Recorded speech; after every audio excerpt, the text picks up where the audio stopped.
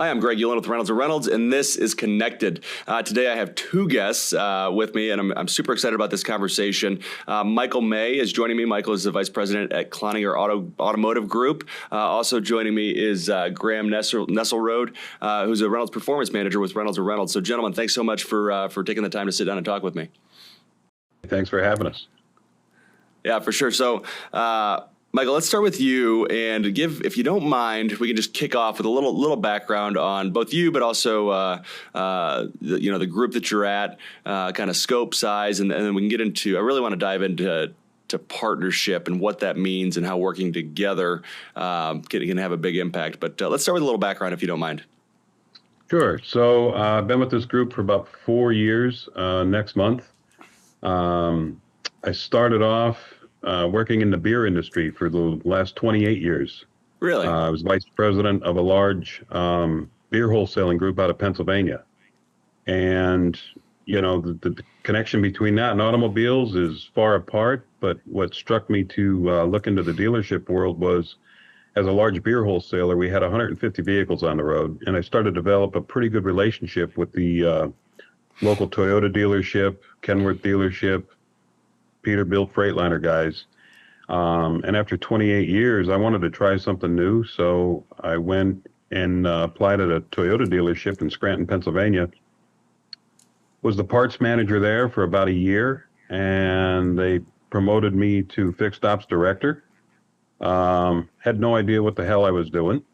But the one commonality between that and the beer business was people and relationships.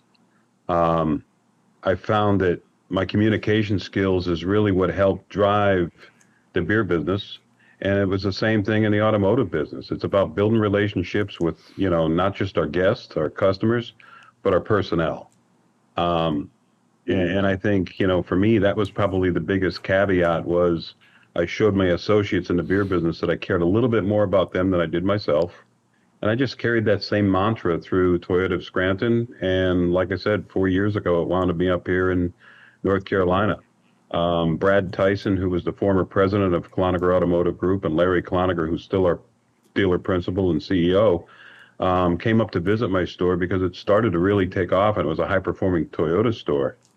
And we really wanted to know what the secret sauce was. And I didn't know what the heck I was doing. All I knew how to do was to sit with my associates. We had 152 employees out of that store, and just find out, what is it they wanted out of their day, their life, their week, and what is it we can offer them. Well, we put that together with what our vision was, and the store miraculously grew.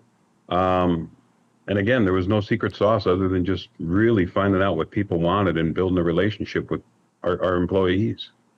Wow. Graham, give me 1 second. I'll get to you in just a second, because that's interesting. Mike, when I think about our industry, automotive retail, I'm not going to lie, that's not a story that I hear that often. Usually the story I hear is, I've been in the industry for 20 years, 30 years, 40 years, and, kind of fell into it and fell in love and bounced around a little bit. And to hear your story of, actually had a career, a 28-year, almost 3-decade career in a different industry, and decided wanted to try something different. That's really fascinating, and I love your perspective of, when you treat people right, you treat them with respect. It's amazing what you can get out of them, and what you can pour into them. Well, and it really starts with, as an automotive industry, we want what we want. It's all about gross conquers all, right? Yeah. But if I can't make it right for the associate first, and they don't win, we're never going to win. So it's really finding out what makes each associate tick, from my porters to my service advisors to my F&I guys to the dealer, the operating partners. But again, it's relationship driven. And I think for the longest time, this industry, and I wasn't in it, but had no sight of that. It was, our pay plans are cannibalized driven, right? We compete against everybody in the dealership. So we talk about trying to knock down silos in this industry. Well, we created them. So right. The relationships are hard to mend when you're competing against each other for a piece of that pie. Yeah. Yeah, no, that's a good point. Well, I want to circle back around on that, but before we get there, Graham, if you don't mind, just introduce yourself a little bit. What your role is and your background, your story too. So I'm Graham Nesselrode. I'm a performance manager with Reynolds and Reynolds based in Charlotte, North Carolina. I've been with the company for just about 5 years. I started in the software implementation side of the company as a variable ops specialist. So my foundational roots are in the accounting principles of our software, but I've branched out into the performance management department now. So I serve my dealers on a daily basis. Basically, the focus of our department is maximizing value for the dealers. I know it's generic, but for us, that looks like, dialing in on operational efficiencies through what tools are available to them, working with sales to make, thoughtful recommendations on what additional tools might be most aligned with their goals and needs. So partnership is the name of the game for me. Absolutely. Yeah. Yeah, I think about your role. When we think about our RPMs, Reynolds Performance Managers, I think about you as kind of like one of those folks in an Apple store that's at the Genius Bar, right? Kind of know everything, know how to make things work, know how to get the most out of everything. Hey, I'll take that. So, Michael, I wanted to circle back around.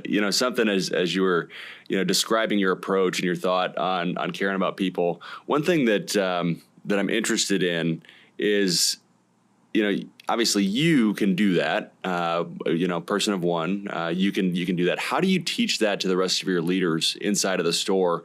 Because, you're in a lot of cases, you might be changing habits, right? Not that people don't want to care about other people, but, you mentioned pay plans, you mentioned all these habits that we have. How do you teach your leaders to have that same empathy, that same compassion, and that same desire to really learn about people and help people succeed? Well, I'm going to tell you, it hasn't been easy, and we aren't even there yet. Like, we're not completely finished, but it really starts with the executive team. And what I mean, it starts with Larry Cloninger as the dealer principal of these 6th grade stores. I can come in and cascade my vision to him and sell it, but then Larry's got to adopt it. Because if Larry doesn't give a shit about people, nobody else past him will. So it really becomes a situation to where he has to adopt the mentality of wanting to do this. And he was so open to it. The man this month celebrates 50 years in the automobile business. Wow. So for him, it's all about creating that stability within his organization for the employees and the guest. I'll quote him by saying, as leaders of his business, we need to look at it as a privilege that people want to work for us. And he's probably the first guy, I'll be 58 this year, that's ever identified that it's a privilege to have people work for you. Yeah. In most industries, the employees are the throwaway, right? But he has a different mentality. And I'm not saying he had it 50 years ago either. He might have thought of it, everybody's a throwaway. But as he's gotten older and wiser, he's realized that we need to look at it as a privilege that people want to work here. So when it becomes easier when the guy at the top believes in the same thing you do. Now, we have had some dealer GM changes because of that mentality. And there's been hard decisions that haven't been made, but we've realized that without the culture, the gross is that's just covering it with a Band-Aid. So we've sacrificed some gross to change the culture. So we've sacrificed profit for culture. And that's really what you've got to make a decision, whether you want to be in the money game or the people business. We've decided 2 years ago, we want to be in the people business. So do you think we've sacrificed gross for culture? Yeah. Do you think it's binary though? Like, do you think it's either or do you think you can have both? I mean, no, I think you can term. have both, but you've got to be able to have the staff that's willing to change their mindset. And in most cases, most of our people have. I think out of 422 employees, I've only had to let go of 2 managers throughout all of our departments that just didn't have the mentality. So in that respect, I think, you can have both. You can definitely have profitability, but you got to have culture. You've got to have a great culture. Yeah. And I don't know, I would hope, I think that long term, right? So maybe not in 2 years, maybe not in 4 years, but long term, once you have that culture of people first embedded, what those people will give you, right? What those people will do for the company, for the business, and the profits that they'll generate, again, kind of long term, will more than make up for what you might have lost in the short term, kind of changing that culture and making decisions that were more focused on people than kind of monthly profit in that 30-day window that we all operate in. Oh, I agree with that. I mean, it's interesting because, again, we're celebrating his 50th year next week. And he's got 4 employees that started with him Oh, wow. back at that time that are still Yeah, here. So that proves that it can be done. But I think along the way, as he grew, he lost sight of it, right? But the 4 employees that I'm talking about are stationed at our home office. So it was easier for him to control that versus driving 300 miles to his furthest destination. But yeah, I mean, the longevity is, it's a more stable environment because you don't have the continuous turnover. And from a profitability standpoint, there's ownership in it with these long hold stakeholders, right? Even though they don't own it, they operate it like they do. Yeah. So they're really good stewards of our business because of the longevity with the company.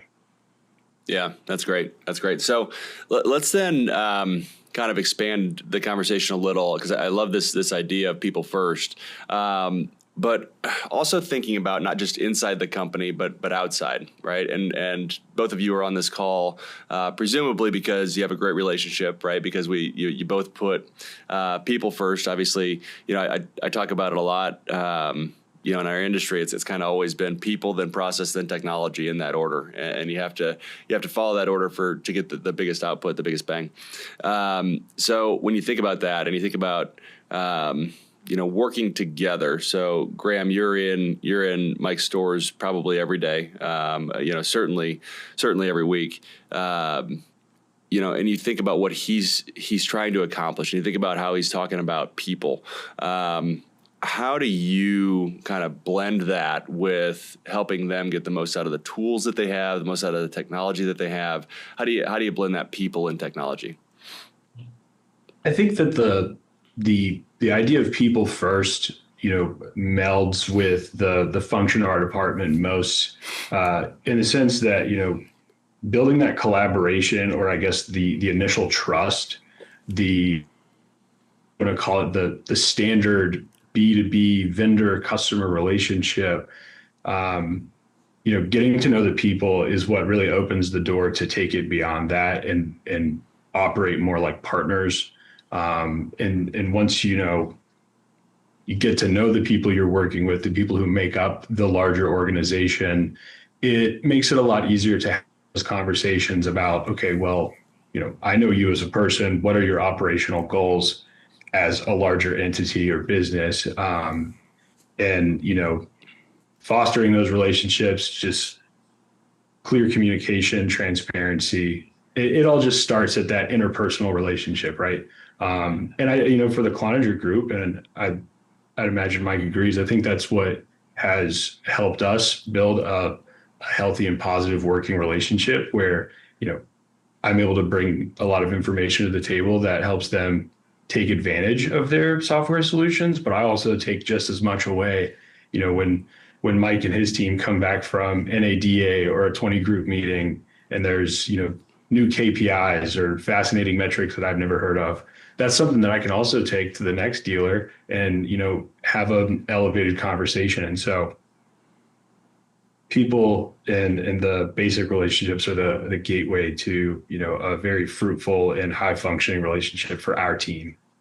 Yeah. Yeah. So a word that I think has a lot of power, and I haven't heard it yet, but I'm going to say it. I'm curious what you all's reaction is to it. And that word's trust.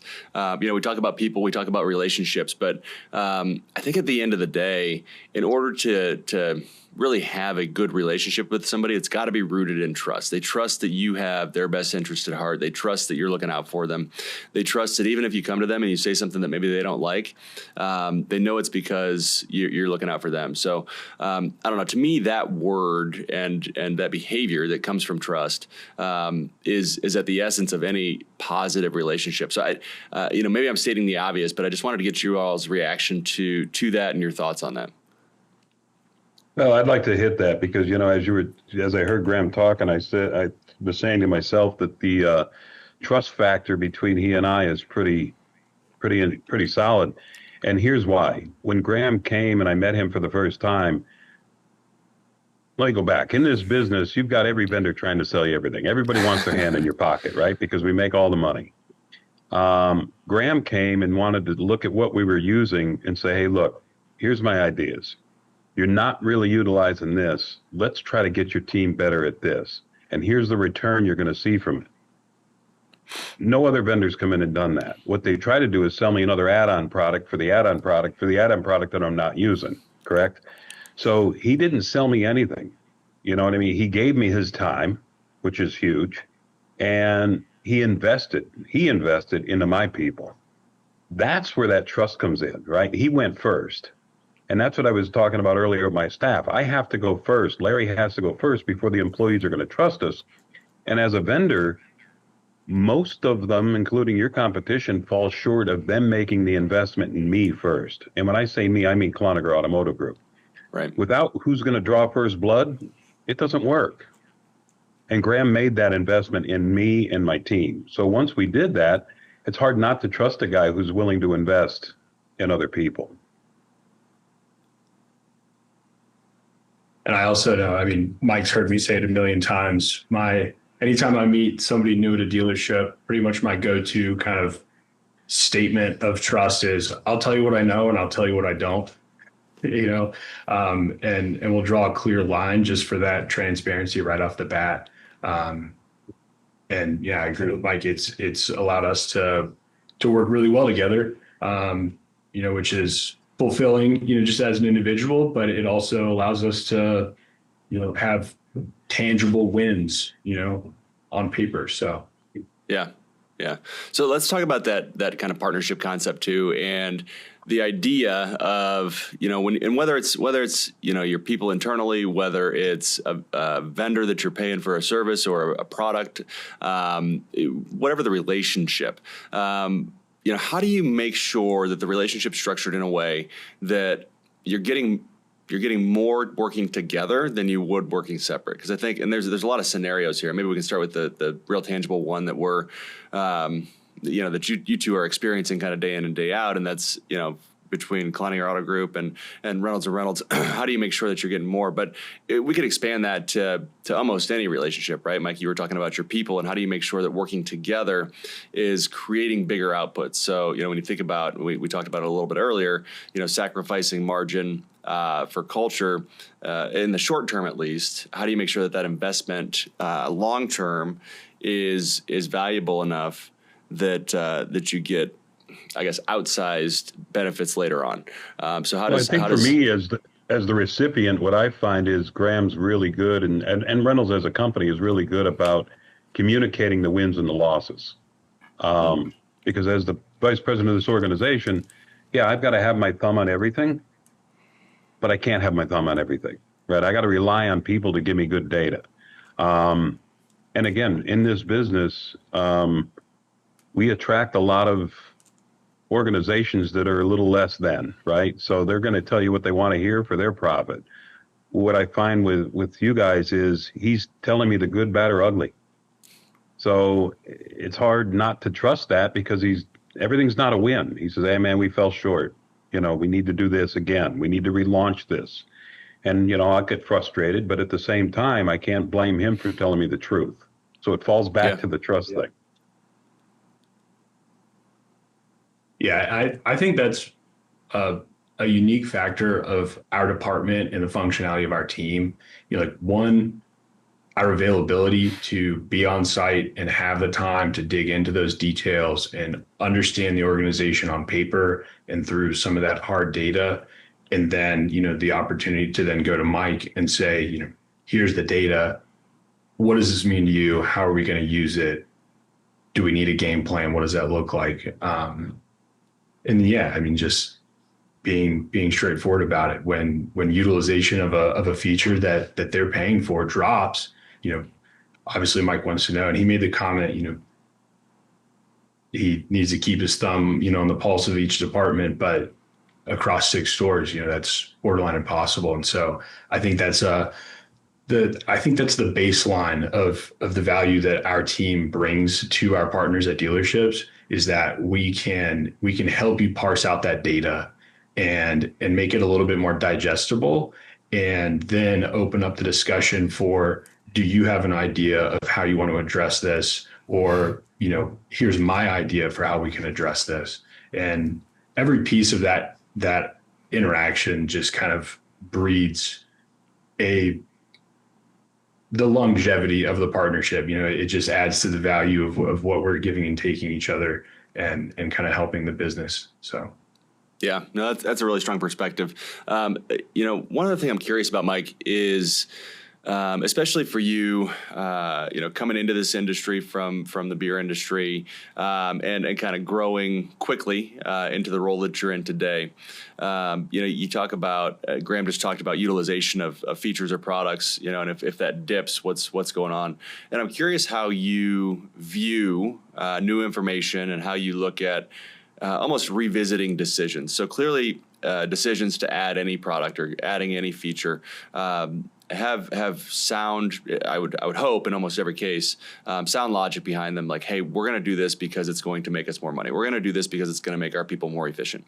And how do you view making sure that A, that decision is still the right decision, right? And B, how do you go about, I guess, finding all of the most recent information to ensure that that you're tackling the right things and tackling the things that are going to have the biggest impact? So I think for me, it's always been a guest first thing, right? So we look at what products that you guys have that are actually going to make a better expectation, or me exceeding the expectation of the guest. So one of the most recent things that we've had, and I don't know if you guys ever heard of Advanced Services, but we've relaunched it like 18 times here, right? And it kept falling short. And it's not because of your efforts, it was because of the efforts of my team. Nobody was bought in from the top, right? We talked about that top buy-in. So as the frustration with me, I believe that Advanced Services is a great product to utilize. But when it's not being utilized, my customers are falling short. They're not getting what they're paying for. And I think that drives most of my decisions, is based on, okay, what's in it for the guest? Because at the end of the day, I can have 6 buildings with 426 employees, but if I don't have anybody coming in to buy services or buy automobiles, what's the point of them, right? So the decisions have to be made on what's in it for the guest. And then from there, I drive those decisions backwards and reverse and say, okay, if it's going to cost me this, then we go into the analytics. What's my outcome? Where's the profit going to take time, and where am I going to start to see a return on this investment? But again, like Advanced Services, we relaunched it, and I really believe, because not just because I'm vested, but Graham is vested. So at this point in time, it will stick this time, because all parties are invested at this point in time. Where before, these launches fall short because you had some GM go to NADA who bought it during cocktail hour, who now regrets buying it. Then he brings it back and says, I just spent $200,000. You guys are going to use this product. And everybody's like, no, we're not. So they wait it out. Meanwhile, it's on my bill every month. I'm still not using it, right? But at this point in time, once the team gets vested and bought in, it will work. It's like brushing your teeth. It's going to stick. I think if it's a decision driven on what's in it for the customer first, that's how we sell it to our employees. It's not what's in it for you, like what's in it for our guests. What does the guest see when they get this service? And it becomes so much easier, because that's a tangible piece at the end of the day. Customer coming in and buying those services is tangible. Me giving you this dream I have because I was 3 martinis in at NADA. Nobody gets that but me, right? But, the employees, once we tell them that tangible piece, it's real. Yeah. Yeah. Well, and I think it goes back to, you mentioned earlier, it's a privilege to have people work for you.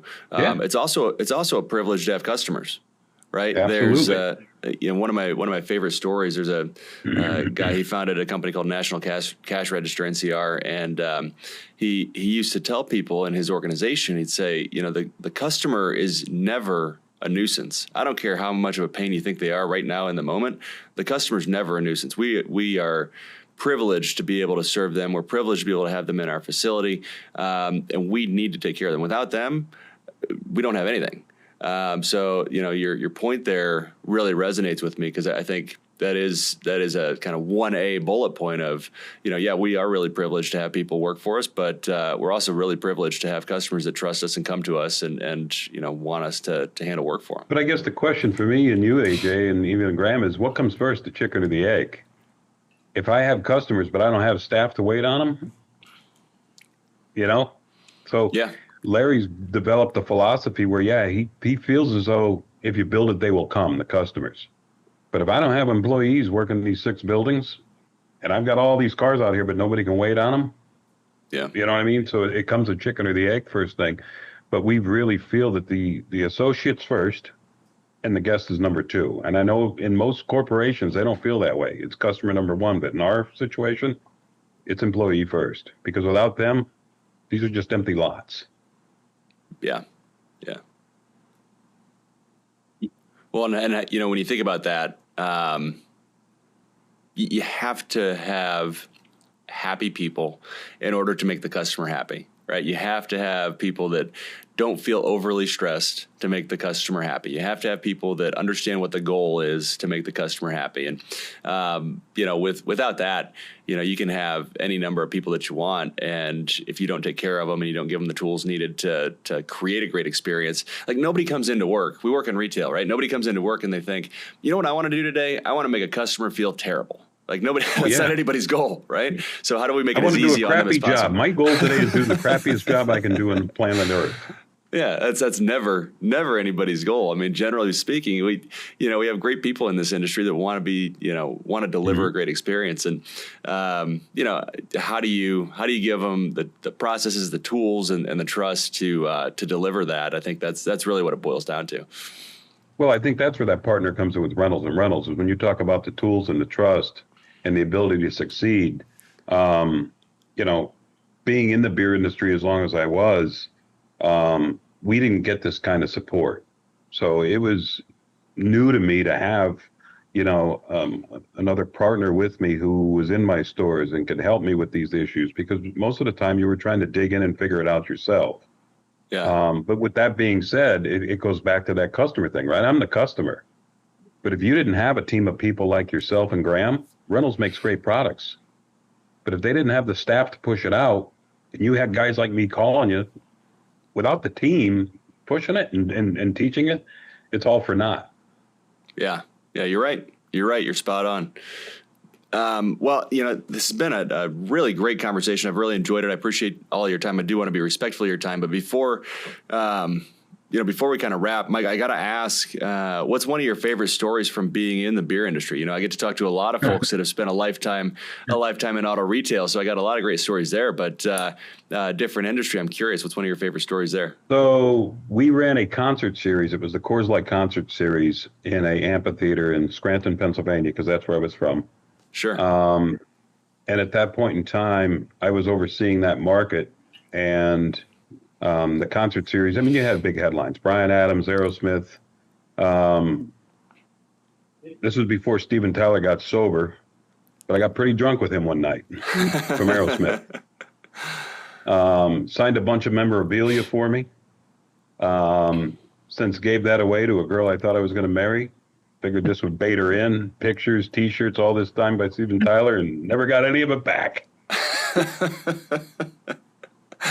Oh, it's fun. It's pretty amazing how, and I'm sure, kind of those famous folks that you got the opportunity to meet and hang out with, it's a lot of fun. That's a great story.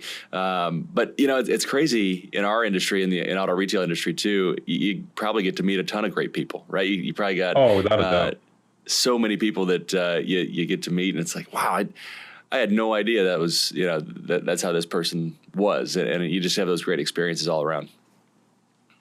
Yeah, I mean, and I'll take it back to our owner, Larry. Like, his story is pretty amazing. 50 years in the auto business. It's not like he's a legacy owner. He did this on his own back in 1976. Worked for Ford Motor Company for 10 years as a field rep. Saved up about $100,000 and bought his first dealership, financed to the hilt. And here it is. And I can't fathom it, because you can't do that today. Right. Like, you can't just start with $100,000 and buy a dealership in 2026.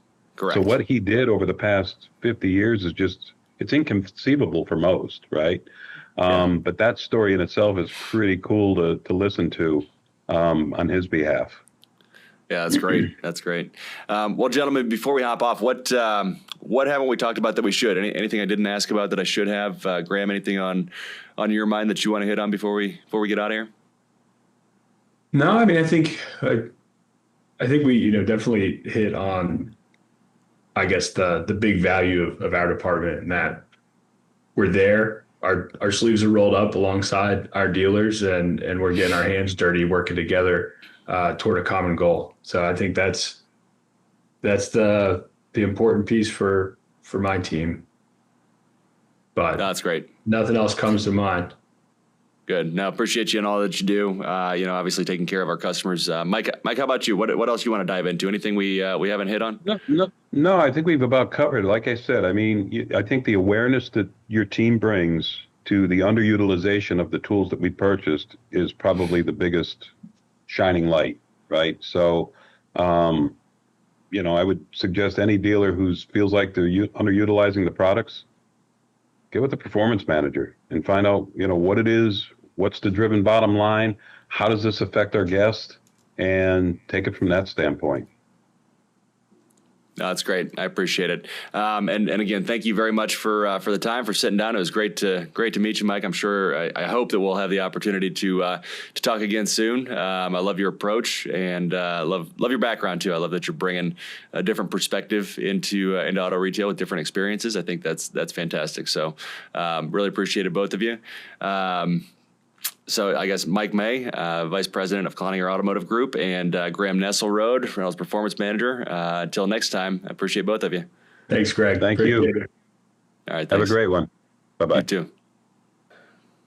Well, that was a great conversation with Mike May of Cloninger Automotive Group and Graham Nesselrode, who's a Reynolds Performance Manager. I appreciate both of them hopping on. I got a lot out of that conversation. Just the takeaway of people first is one that I think we hear a lot, but it seems like Mike's really implementing it. So I hope you got a lot out of that conversation. Before we hop off, don't forget you can watch or listen to all episodes of Connected on YouTube, Apple, and Spotify podcasts. And make sure to hit subscribe so you're notified every other week when new episodes are released. Thanks so much. We'll see you in 2 weeks.